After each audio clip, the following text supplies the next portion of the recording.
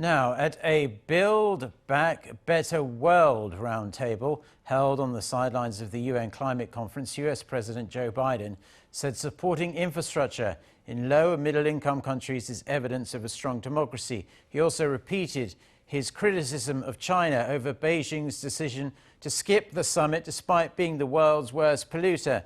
Bae Eun-ji with the details. On the second day of the COP26 climate summit in Glasgow, U.S. President Joe Biden hosted a Build Back Better World roundtable.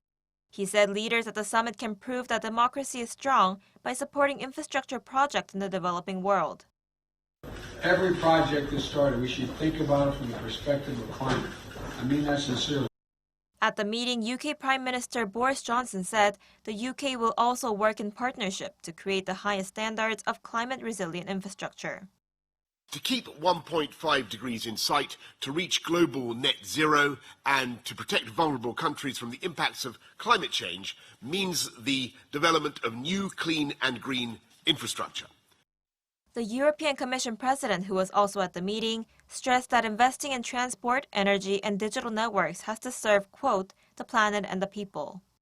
Build Back Better World is an initiative unveiled by the G7 nations in June to provide infrastructure to low and middle-income countries.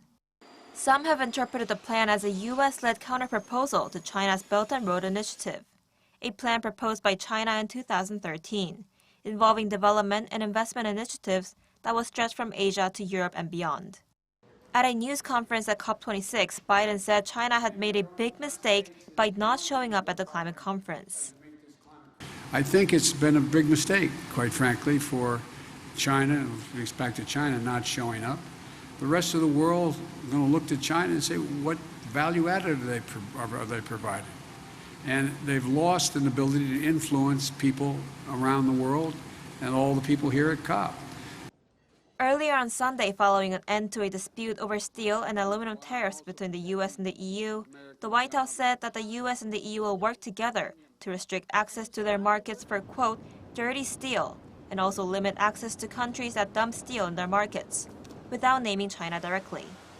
Bae Eun-ji, Arirang News.